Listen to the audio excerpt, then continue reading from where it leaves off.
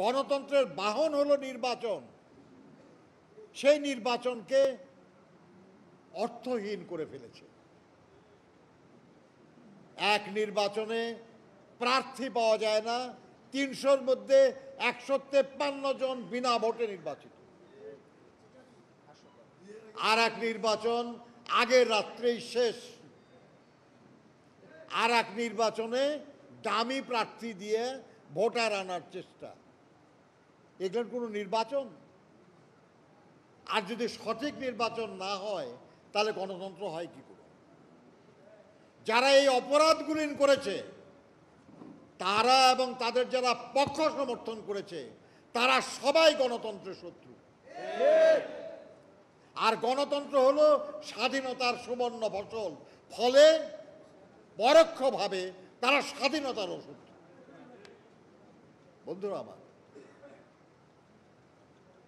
আমাদের যে সাথীরা জীবন দিয়েছে ভাষা আন্দোলন থেকে শুরু করে এই গত জুলাই আগস্টের আন্দোলন পর্যন্ত, তাদের সবার যে অবদান, আমরা যদি তার প্রতি শ্রদ্ধা জানাতে চাই, যদি সেই দায় আমরা পরিশোধ করতে চাই, তাহলে আমাদের পরিপূর্ণ সুষ্ঠু গণতন্ত্র প্রতিষ্ঠা করতে হবে।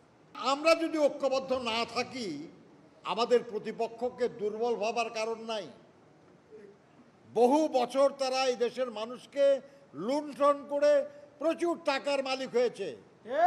দেশে বিদেশে তাদের অনেক টাকা, দেশে বিদেশে তাদের অনেক সুবিধাভোগী। তারা নানা নামে নানা কৌশলে এদেশে বিশৃঙ্খলা সৃষ্টির চেষ্টা করছে। তারা আমাদের আন্দোলনের সাফল্যটাকে ব্যর্থ করে দেওয়ার চেষ্টা করছে।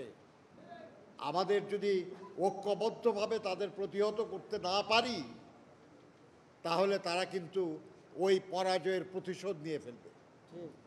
আর একবার যদি সুযোগ পায়, আপনারা ভাইরাল ভিডিও কলে আপনারা শুনেছেন যে সেই পতিত সরকারের যিনি প্রধান ছিলেন তিনি কি বলেছেন, যে আরেকবার যদি সুযোগ পান কাউকে ছাড়বেন না। এই কাউকে মানে কারা?